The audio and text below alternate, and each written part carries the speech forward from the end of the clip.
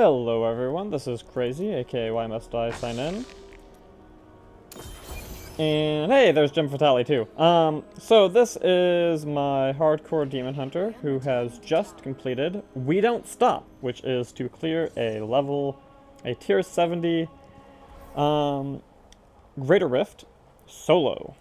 And so, what I want to emphasize here is that I did this in hardcore mode on a demon hunter. There, the blood shard cap went up to 1200. So I'm going to take a long look at the build here that I used and talk about some of the decisions I ultimately had to make with this build to make it kind of work, which was actually a lot more difficult than I thought it was going to be when I was at 68. And just recently I ended up having to change quite a few things. Here, I'm just going to go and look at what the probably not very interesting gear I got. Got a new focus. Pretty bad. Terrible. Oh, wait. That's actually ancient. I'll look at it later. Terrible. Probably not very good. Terrible. And actually, this one's kind of interesting. Fire resist and life after kill. I think this is actually an upgrade. Oh, that's cool. Just need to reroll bolas. Okay. So anyway, as you can see, I have been continuing to level up my Paragon levels. I'm Paragon. Can you even read that? I can't even read that. Paragon 650. So it went, this last little grind up to Greater Rift 70 did go pretty slowly. Just getting from 68 to 70 was quite a jump in hardcore mode because basically every time I was going to pop awareness, things got rough. Now, let me talk about a few actual bugs. Let me just talk about bugs first that actually defined some parts of this build. Right here, oh, that's Thrill and Hunt. That's the other one. Actually, this one's not too bad. Where is it? Here it is. So, one thing that really irritated just the heck out of me was that, you look at this Hellfire Amulet, and that's a pretty nice Hellfire Amulet at a glance, right? Custom engineering is basically an essential part of a Marauder's Demon Hunter. So you're going to want that.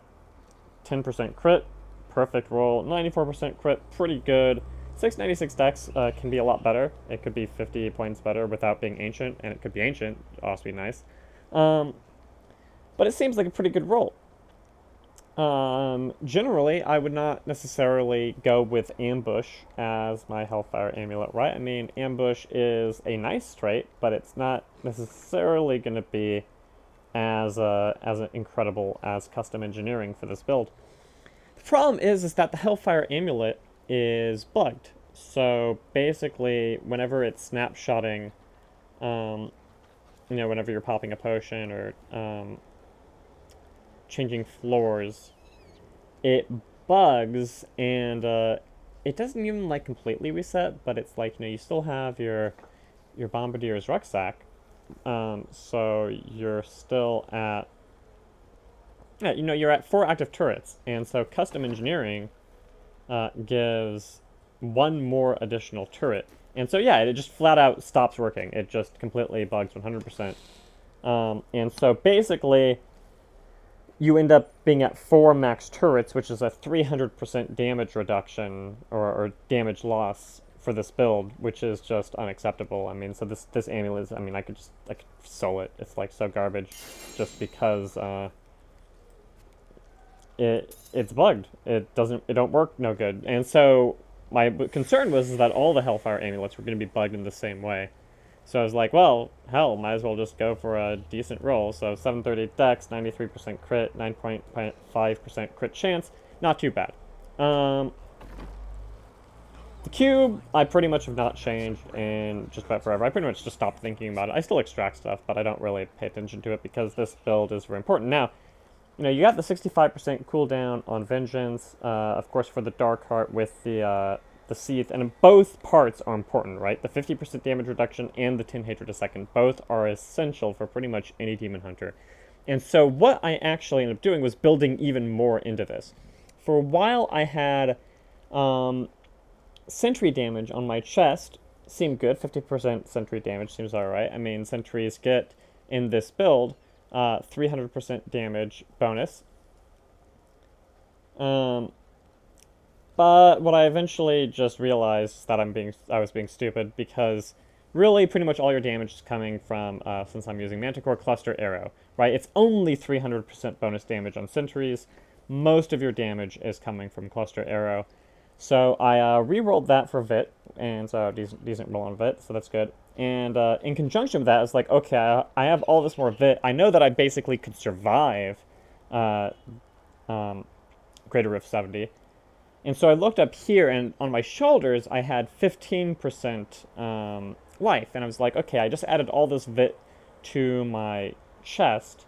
Maybe I can get away with losing life here. And I ended up adding 8% reduction here. Now that's in conjunction with the addition of the Gogok of Swiftness. Now a lot of people are like, you know, they have everyone ask 5 different demon hunters, and they're gonna go give you 5 different answers. Like everyone uses Zais, or Bane first. Everyone uses Zays, or Zais, or whatever it is. These two like deal more damage to stuff far away and stun them. There's nothing. 36% damage is just incredible at 50 yards. You know, be as far away from creeps as possible. Don't die in hardcore mode, especially. Just good. This is the one to do as a demon hunter. Bane of the Trapped, if anything gets close, slow it down and deal another 30% damage. Also, increase damage against enemies under the effects of control impairing effects. So I was debating, you know, what sentry to go with, because, you know, I have ballistics here, yeah, so rockets seem good. So I was like, well, for a long time I was on Spitfire turret. I'm like, just, you know, shoot rockets that deal 220% weapon damage. That seems pretty good. But it's still, you know, and then plus 300%, so it's basically 520% weapon damage as fire on your rockets. That seems pretty good, but it still just wasn't quite doing it, since, again, the vast majority of the damage is coming from Cluster Arrow, which means that I wanted Polar Station ultimately. This is the most popular one. I was like, it took me a while to really like get on board with Polar Station as the turret, because, you know, Guardian turret is also very appealing. Some people do use that. But man, Polar Station, chill things that are more than 20 yards away. So on your Bane of the Trapped, that's doing 34.5% damage at level 65 to anything chilled. Now, if someone is within 15 yards, if they're really close, it's going to do bonus damage. But then, if you're dropping the turret, it's also going to be doing bonus damage to them over there. So that's pretty good. So that's basically that's 34% damage from Bane of the Trapped, and it's another 20% damage from Coal of the Weak. So basically switching to the Polar Station turret means you don't need to use Thrill of the Hunt, which is what some people do for a long time. But no, at this point, because I didn't have Thrill on my amulet, I have some amulets with Thrill, but I mean, yeah, I've rolled so many of these dang things. Yeah, there's a Thrill. Lightning, I'd have to reroll that, so I could either get crit chance or crit damage. And personally, on an amulet, I want both. And so I was like, okay, how do I use this ambush amulet with the better crit chance and crit damage and even better dex in such a way that I'm not going to need to even have Thrill as an ability? And so basically, the Polar Station Sentry is letting me get away with not even having Thrill on my bar at all. I just don't use it, don't need it. At this point, quite frankly, I don't even want it. It would just be a waste, because Polar Station is pretty good anyway. I mean, slowing stuff that's far away, that's pretty good too.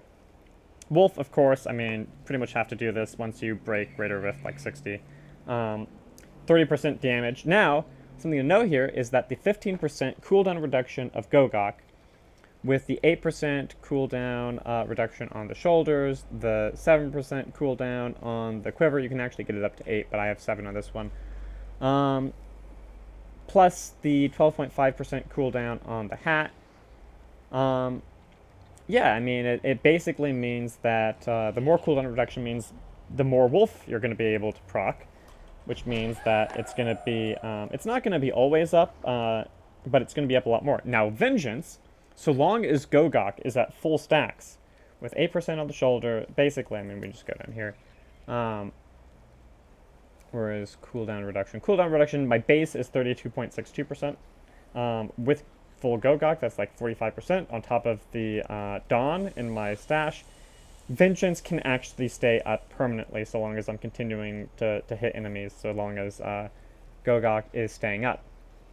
And basically what I was finding is that whenever Vengeance went down at Greater Rift 70, I was proccing Awareness, and that was unacceptable. I can't proc Awareness every minute and a half, basically. Or not even that. It was. I mean, it wasn't every single time, but it was quite frequently. So I was like, I'm just going to find a way to keep Vengeance up all the time. My overall base toughness went down a little bit because of losing the 15% on the shoulders. But overall, I think it went up. I also ended up re-rolling my armor on my boots to cluster arrow damage. I think that helped a little bit too. Still have armor here because I don't think you can actually get anything good on pants. 15% life. I think you can get cluster arrow damage on the belt. But at that point... Oh, no, you can't even. So it's like, don't even bother. It's 50% life. That's it. And so, yeah, it was getting to the point where I could have Vengeance on permanent, which getting the cooldown reduction actually got to that point. Lets you spam Wolf even more, so basically you never stop being able to use Cluster Arrow, which, in terms of timing, right, is essential in a level 70 Greater Rift. You can't just stop shooting Cluster Arrows because, you know, you need to do some more Evasive Fire to build it up. No, I mean, you're going to do one Evasive Fire to proc Focus. You're going to do one Evasive Fire, you're going to do that same Evasive Fire, just one. To also proc Raps of Clarity. This is I've rolled like 3,000 to get a better Raps, and I mean this isn't bad. It's just not great. Same thing with like the pants, the boots, the quiver. Like I've rolled just probably 10,000 shards trying to upgrade any of these to ancient. Just not happening. But yeah. So you proc, you know, your one Evasive Fire, and then you go back to just non-stop cluster arrows, and so long as you can instantly bring it back up, right? Because even though you're on Wolf, with Marauder's set, this is also going to give you, it's not even going to let me show you right now because I used it, it's also going to give you the Hatred bonus from the other companions. So every time you're low on Hatred, not only when you're popping your companion are you gaining bonus damage, but you're also, of course, gaining Hatred. What is it? It's the... Bat, I think? Yeah, Bat gives you instantly 50 hatred. So Awareness, because I'm in hardcore mode, it's you can't not run Awareness. Ballistics, essential damage for the rockets. It's just shoot 2 rockets that are going to do 700% weapon damage each. Yeah, that seems pretty good. Custom Engineering, basically essential for Marauders. You can't not use Custom Engineering, and you can't get away with a buggy Custom Engineering on a Hellfire Amulet. You know, Call, for a really long time, up to, until actually 70 itself, I was still using, where is it? Perfectionist, because being able to use Smokescreen even more lets you kind of stay in the throw of things and keep firing. So I was like, I'm going to pop Perfectionist. I'm going to keep Perfectionist up, which will increase my overall toughness, and it will let me use Smokescreen more. So that, at that point, you know, there was this basically like a 15 seconds sometimes where Vengeance would be down. Well, I'm going to have to use Smokescreen like 2 to 3 times every time Vengeance goes down. So I need Perfectionist, right? But no, now that I managed to get it so that Vengeance is just always up, I could finally drop Perfectionist, which is still kind of rough. I mean, every now and then, I nearly died. Like, really, I popped Awareness, and I was at no life. My pot was down. Everything was down. against Cold Snap Rift Boss in a rift that I was too slow to actually finish. It was pretty close, but he basically I had to start kiting him because I popped awareness and was out of everything. And then I just randomly discovered a power pylon, and I think that power pylon that I had overlooking it probably nearly cost me the rift anyway, because I should have gotten it earlier to get a little bit more time on Cold Snap. But beyond that, like, it's the only, finding it randomly is the only thing that let me stay alive, that rift. It was really, it was change your underwear sort of situation. But no, it's like, I still generally prefer Perfectionist, because being able to just constantly spam, I mean, you're basically getting, you need to use Smokescreen less if you're me. Like, everyone uses Vault, and I just can't figure it out. I know that it's good for farming, so that you can stay with, like, monks and people who are going to be pulling for you, but in a solo rift, what's the point? What's it doing for you that Smokescreen is not doing much better? It baffles me. I guess the idea is that you're running past the whites and the lower level creeps so that you can get to elites faster, but I don't know, man. It's just too much for me. I'm gonna clear everything and have my smoke screen up so I can walk through an arcane and not just pop awareness every time I see an arcane pack. Oh man, yeah. And right before Cold Snap too, I hit a horde arcane pack that was clustered up by a door, and they like all instantly threw their arcanes and instantly popped awareness. It was a bunch of, well, it was a very tense situation. And then I got Cold Snap, and man, that was just a rough rift. But this last rift, it was just smooth. I got Skeleton King, I don't even remember his rift name, as the final boss. Like, I think if I had gotten Ding near anyone else, I would have ran out of time. But man, Skeleton King goes down so smooth. And so, yeah. Okay, so let me talk a little bit more about the rest of my, focus. I've gone over this in other videos. Shooting Star, Seath, Healing Vapors, Wolf Companion, Polar Station. Again, the odd one out here is Healing Vapors. That's what most of the top 200 Demon Hunters don't use, but I love it. In terms of inventory, I've really had a lot of big debates about internally about what I should have done with this Manticore. I ended up re-rolling the damage to get black damage, since for a long time I was on multi-shot, so a lot of my gear was fire damage bonus. I'm like, well, that's not good, since I'm switching to Cluster Arrow now, which is physical. So most of my damage now is physical, which actually also Vengeance, and if I had gone Guardian, also Sentry would have been. I could have had, like, almost everything physical damage. Like, I even finally switched to physical damage on my bracers. So I'm like, okay, I can't keep whiffling about on my damage type, so I'm going to reroll to black damage. I think it was the right choice ultimately. It's just very awkward for me to have all this life on hit on my bow and not, like, vitality in hardcore mode, when I can regenerate life through Healing Vapors. But ultimately, I think I've kind of ended up liking the life on hit on this bow. 23,618. That's pretty close to a perfect roll on life per hit, and it's really almost my only form of income. Yeah, it's pretty much all of my. Yeah, it's the vast majority of my life per hit. I have 13,000 life per second. A chunk of that is from Paragon points. 23,000 from that. The rest of the life on hit is actually, like, all of my life on hit is either Paragon or this bow. Life per kill, I have that on a couple things. Let's see. Globes. Yeah, I don't even know where this regeneration is coming from. Globes. Yeah, I don't even know where the rest of this life per second is coming from, or the life per kill even. but I'm not going to worry about it. Oh, here is the life per kill. Yep, that's 100% of the life per kill right there, on the belt.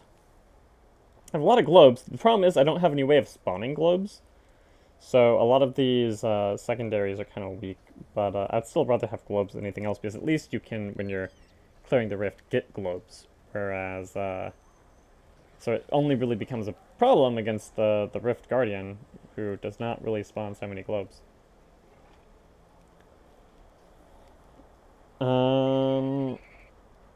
But yeah, pretty much crit chance, crit damage. My total crit chance is 60%, and my crit damage is 413. You know, I'm missing 50% here, but you know, this is an ancient ring, and so 600 vitality is pretty significant in hardcore mode. I have a million life. I have 66 million toughness, and that's not even with Vengeance on. With Vengeance, it goes up to 132 million. As soon as I shoot, you know, it goes up to 200 million when I use Evasive Fire and proc my Absent Clarity. And it was actually a bit higher before I rerolled my boots, before I rerolled the shoulders and all this other stuff, but basically getting that extra cooldown reduction is just so important so that Vengeance doesn't have these long gaps in cooldown. It's not acceptable in Greater Rift 70. You know, this mana core could be a little better. The 61% is a pretty low roll on cluster arrow damage. You know, that's basically like an entire like boots roll right there, right? I mean, that's like 500 armor I could have and still have the same damage if that had been a higher roll. But this mana core has worked out for me. You know, this one item piece basically was the main thing that jumped me up like almost 10 Greater Rift levels. I did end up getting 2 Caldesans enchantments. I threw one on my hat as well. Just because I was trying to find any way to buff my damage, right? I mean, that's really the issue I was facing. I was popping awareness like almost every other run, yeah. But the real issue is that I could never get time. You know, in the first couple of runs, I was like even on an ideal run with like a power shrine, I was still 4 minutes short. I'm like, okay, I have to figure something else out with this build to make it work. And I did. And that's what I've been kind of going over right now, is just getting Vengeance up permanently. Really, just as much for the hatred per second as the 50% damage reduction. Just so that you can keep those cluster arrows up, because it's just essential. I closed this, right? Yeah. So now I have my 1200 blood shard max. Let's go ahead and... It was actually higher like 2 days ago when I hit 69 on my Demon Hunter. But right now, as you can see, I am 131. 1438 tier 70 Greater Rift solo Demon Hunter clear. So, I hope you guys enjoyed this video, and if you're playing a Demon Hunter, found it helpful.